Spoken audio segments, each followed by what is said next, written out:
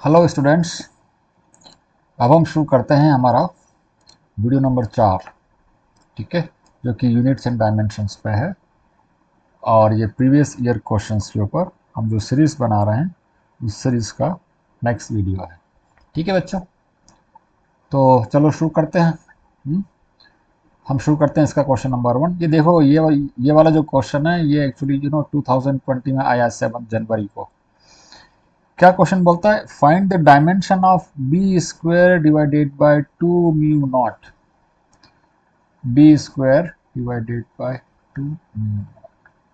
ठीक है, आप लोगों ने पढ़ा होगा ये क्या चीज़ है? ये बेसिकली मैग्नेटिक फील्ड यदि किसी स्पेस में है तो वहाँ का एनर्जी है ना। एनर्जी पर यूनिट वॉल्यूम है ये। यूनिट वॉल्यूम में कितनी एनर्जी होती है किसी मैग्नेटिक फील्ड की वजह से हम कैलकुलेट कर सकते हैं। यदि हमें इंटेंसिटी ऑफ मैग्नेटिक फील्ड पता है और वो एयर में या वैक्यूम में है तो उसके वॉल्यूम से मल्टीप्लाई करो और ये कैलकुलेट करो। That will be the total energy available in that space in the form of magnetic field. ठीक है, तो ये ऐसा होता है ना। तो this is energy. Energy per unit volume. तो क्या होगा इसका डायमेंशनल फॉर्मूला क्या होगा बच्चों? Energy per unit volume. Energy is work done, force into displacement, and force is mass into acceleration. ठीक है, इनटू डिस्प्लेसमेंट एल से और मल्टीप्लाई कर दिया, एंड दिस इज वॉल्यूम तो एल क्यूब से डिवाइड कर दिया इसको। तो क्या आ जाएगा ये?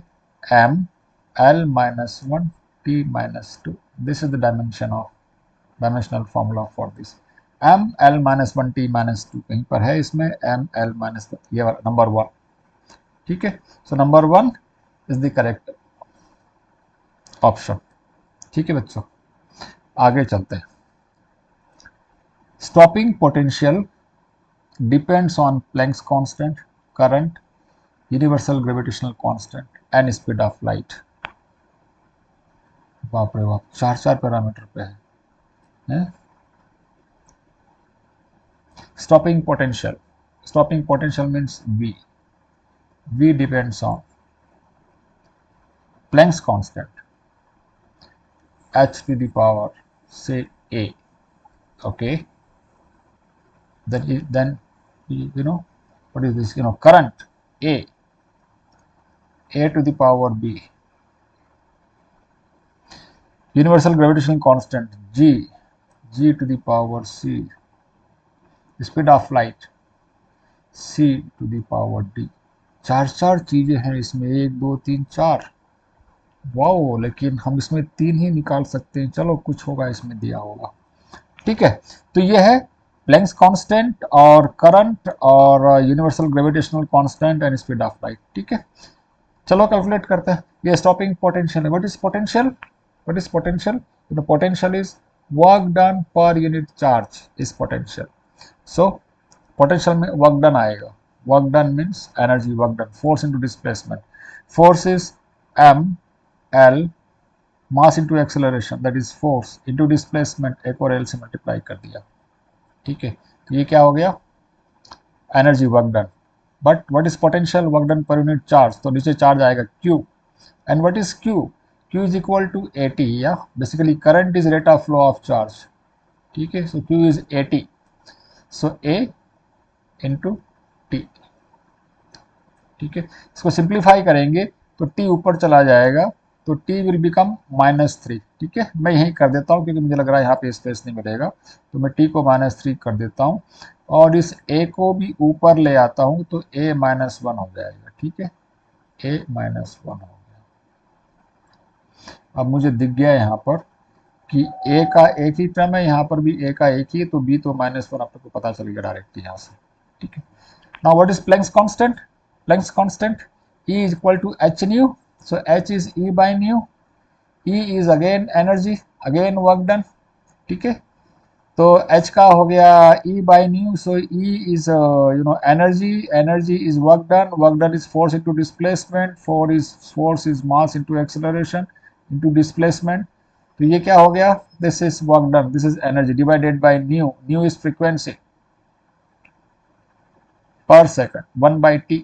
So this will be 1/t, तो ये 2 ऊपर चला जाएगा, this will become -1। So h का हो गया mL2t - 1 to the power a। ठीक है, ये h का हो गया। एम्पियर का यहीं लिख लेता हूं, एम्पियर का b। Then universal gravitational constant में कितना हो जाएगा बच्चों, F equal to G m1 m2 over R square. ठीक है, तो इससे देख लो g कितना बनेगा, g will be equal to F R square divided by m1 m2। ठीक है, तो f क्या हो गया, f हो गया फोर्स, फोर्स हो गया मास इंटू एक्सलरेशन, और आर स्क्वायर का एल स्क्वायर और आ जाएगा, तो यहाँ एल क्यूब हो जाएगा, divided by m1 into m2, तो m स्क्वायर आ जाएगा, ये m स्क्वायर ऊपर जाएगा तो -1 हो जाएगा। ठीक है, तो इसका हो गया m - 1 L3 t - 2 to the power c। ठीक है, ये हमने निकाल लिया universal gravitational constant. Then c is velocity of light lt - 1। ठीक है, lt - 1 to the power d। अब इसमें से इसको देखो, इसको तो अलग कर लो, किसको, एम्पियर वाले, इसकी जरूरत नहीं है अपने, दोनों एम्पियर है, तो b की वैल्यू तो -1 आ गई, ये अपन कहीं लिख लेते हैं। ठीक है, मैं अभी यहाँ लिख लेता हूँ, b की वैल्यू -1 आ गई। अब बाकी तीन को कंपेयर करते हैं। ठीक है, m को देखते हैं, यहाँ से m का क्या बन रहा है बच्चों, m का यहाँ पर a है, और यहाँ पर m का -c बन रहा है, और यहाँ पर m नहीं है, और यहाँ पर m का कितना है, 1 है। ठीक है, तो a - c, चलो एक स्टेप और लिख लेते हैं, या यहाँ लिख लेते हैं, m का आ गया 1, m का 1 नहीं आया, a - c का 1 आ गया। ठीक है, a - c को 1 आ गया। यहाँ देखो m की पावर a - c और यहाँ m की पावर 1 है, तो a - c इक्वल टू 1 हो गया। l का देख लेते हैं इसके बाद, l की पावर यहाँ 2 है, तो दिस इज 2 है। फिर l की पावर इसमें नहीं, यहाँ पे l की पावर 3 है, तो +3c, और l की पावर इसमें 1 है, तो +d। ओके, तो ये क्या आ गया अपने पास में, 2a + 3c + d equal to l की पावर कितनी है, 2, सो दिस इज 2। अब t की पावर देख लेते हैं, t की पावर यहाँ देखो, t की पावर -1 है, तो -a, यहाँ पे नहीं है, यहाँ पर है -2c, और यहाँ कितना है, यहाँ -d। तो ये हो गया हमारे पास में -a -2c -d, -a -2c -d equal to t का पावर यहाँ कितना है, -3, सो -3। ये तीन इक्वेशन को हमें सॉल्व करना है, इन तीन की वैल्यू निकालनी। ठीक है, a क्या है, h की पावर, और c क्या है, g की पावर। देखो अभी क्या है, इनको तीन इक्वेशन को सॉल्व करने से अच्छा है कि हम इसमें से कुछ क्रॉस चेक करते हैं वैल्यू पुट करके। a - c, a की पावर और g की पावर में डिफरेंस 1 आना चाहिए, h की पावर और g की पावर में डिफरेंस 1 आना चाहिए, h की पावर और g की पावर, दिस माने दिस शुड बी 1, दिस माने दिस शुड बी 1, दिस माने दिस शुड बी 1। देखो यहाँ h की पावर 0 है, g की पावर -1 है ना, h की पावर 0, g की पावर -1 है। ठीक है, तो this minus of -1 will be 1, तो मुझे लग रहा है आंसर इससे मिलना चाहिए 4 से, तो मैं यहीं पे रखता हूँ, मैं इसमें मैं रखता हूँ पे h की पावर a लिखा है यहाँ 0, और c कितना लिखा है -1, और d कितना है, d यहाँ लिखा है 5। ठीक है, चेक कर लेते हैं, a - c चेक हो गया। अभी चेक कर लेते हैं 2a का मतलब कितना हो गया, तो 0 हो गया, 3c मतलब -3 हो गया, +5 2, ये भी चेक हो गया, ये 0 हो गया, -2c मतलब +2 हो गया, -5 -3 ये भी चेक हो गया। ठीक है, तो ये चेक हो गया हमने, तो हमारा आंसर आ गया नंबर 4, राइट। तो ये जो कभी कभी ये ज़्यादा ठीक रहता है बच्चों, हम यहाँ तीन इक्वेशन को सॉल्व करते शायद हमको 2 मिनट ज़्यादा लग जाते। ठीक है, तो ये हो गया हमारा question number 2। Then comes question number 3, ठीक है। Dimensional formula of H C to the power 5 over G, फिर से वही आ गया, ठीक है। एच क्या है, एच प्लैंक्स कांस्टेंट, ठीक है। तो अपन डायरेक्टली लिख देते हैं प्लैंक्स कांस्टेंट की वैल्यू, अभी अपन ने देखा था ना, ऊपर निकाला था ना प्लैंक्स कांस्टेंट। प्लैंक्स कांस्टेंट कहाँ पे था, ये प्लैंक्स कांस्टेंट था एच, ml2t-1, ठीक है। तो ml2t-1, ये तो प्लैंक्स कांस्टेंट हो गया। c की पावर 5 है, c is speed of light, so lt-1, इसकी पावर 5 कर लूँ मैं, divided by G, universal gravitational constant अभी निकाला है अपन ने, जी कौन सा है, ये वाला है, m-1 l3t-2, m-1 l3t-2, ठीक है। ये हो गया हमारे पास में जी, -1 3 -2, -1 3 -2, 1 2 -1, 1 2 -1, ठीक है। इसको सिंप्लीफाई कर लेते हैं, तो देखो यहाँ पर क्या आएगा अपने पास में, इसको सॉल्व करेंगे तो m-1 नीचे से ऊपर जाएगा तो m की पावर 2 बन जाएगी, और t की पावर यहाँ -5 है और यहाँ -1 है, -6 में से 2 गया तो बचेगा -4, ठीक है। ये -1 यहाँ है और -5 यहाँ पर है, तो -6 हो गया, और ये -2 ऊपर प्लस हो जाएगा तो -4 बचेगा। अभी ये t का हो गया, अब l का देख लेते हैं। l की पावर 2 यहाँ पर है और यहाँ पर 5 है, तो 7 हो गया, 7 में से 3 गया तो बचा 4, तो l की पावर बचा 4। इसका स्क्वायर रूट से बाहर निकालेंगे तो क्या बच जाएगा यहाँ पर, ये बचेगा ml2t-2, ठीक है। ml2t-2, ये किस चीज का है, ml2t-2 किस चीज का है, एनर्जी का होगा, है ना, ml2t-2, ml2t-2, ml2t-2, अभी निकाला था ना हमने एनर्जी का। एनर्जी क्या, work done, force into displacement, mass into acceleration into displacement, ml2t-2, तो ये एनर्जी का डायमेंशनल फॉर्मूला हो जाएगा, ठीक है बच्चों। नंबर 2, लास्ट क्वेश्चन देखते हैं। Different values of a, b and c are given and their sum is d. A, b, c are given and their sum is d. Arrange the values of d in increasing order. Arrange the value of d in increasing order. ठीक है। Arrange the value of d. d is the sum. ठीक है।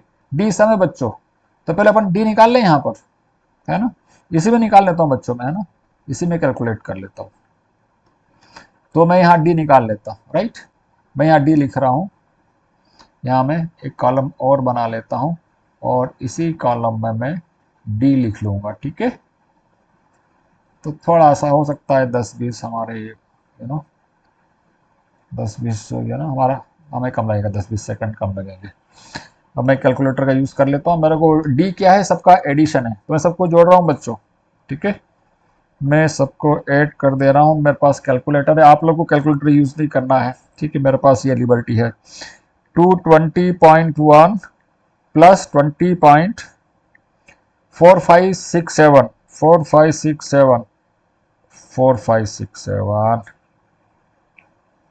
4567, ठीक है, plus 40.118 280.6747 280.6747, next 218.2 plus 22.3625 plus 40.372 40.372, ठीक है। तो ये आ गया 280.9345 राइट। तीसरा करते हैं, 221.2 प्लस 20.2435 प्लस 39.432 ये आ गया 280.8 8755 8755 और चौथा हो जाएगा 221.4 प्लस 18.3625 प्लस 40.281 ठीक है। 221.4 18.3625 40.281 so this total is 280.0435 ठीक है बच्चों, ये मैंने कैलकुलेटर की हेल्प से इन सबको ऐड कर लिया। आप लोगों को मैन्युअली करना है, कुछ ज़्यादा फर्क नहीं रहेगा टाइम में। नाउ देखो यहाँ पर डेसिमल के बाद कितना डिजिट है, एक डिजिट है, यहाँ 3 डिजिट है, यहाँ 4 डिजिट है, तो अनसर्टेनिटी क्या है, इस एक डिजिट के बाद क्या है पता नहीं है ना, ठीक है, एक डिजिट के बाद पता नहीं है, तो अल्टीमेटली ये रिजल्ट हमारा कहाँ तक सही होगा, एक डिजिट तक ही सही मानेंगे। बेसिकली हम सिग्निफिकेंट फिगर्स की बात कर रहे हैं बच्चों यहाँ पर, है ना। तो डेसिमल के बाद एक डिजिट तक हम लेके इसको राउंड अप कर लेते हैं, ठीक है। तो ये कितना हो जाएगा, दिस विल बी 280 पॉइंट, इसको राउंड अप करेंगे 6 7 विल बिकम 7, ठीक है। ये कितना हो जाएगा 280.93 है तो ये 9 हो जाएगा, और ये 280.87 है तो ये भी 9 हो जाएगा। आप लोग को पता है ना राउंड ऑफ कैसे करते हैं, आगे यदि 5 से ज़्यादा है तो इधर हम एक बढ़ा देंगे ना, और 5 से कम है तो इधर कुछ नहीं करेंगे, और 5 है तो फिर वो इवन ओड वाला देखना पड़ेगा, ठीक है। और ये कितना है 280 पॉइंट, ये 5 से कम है, इट विल बी 0। ये आ गया हमारे पास में 1 2 3 एंड 4, ये डी की वैल्यू बता रहा है, ये डी है। अब देख लो इसमें से हमारा डी जो है किससे मैच कर रहा है, ठीक है। D2 D3 इक्वल है, D2 D3 इक्वल है, ठीक है, D2 D3 इक्वल है, यहाँ पर D2 D3 यहाँ भी इक्वल है, यहाँ D1 D2 D3 D4 सब इक्वल है, नहीं यहाँ पे कुछ भी इक्वल नहीं है। देखो D4 सबसे छोटा है क्या, D4 सबसे छोटा है ना।